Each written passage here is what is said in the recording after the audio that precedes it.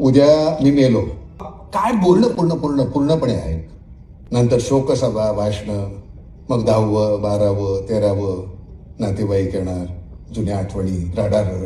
या सगळ्या दवडग्यात तुझे 20-22 तास तरी जातील की नाही?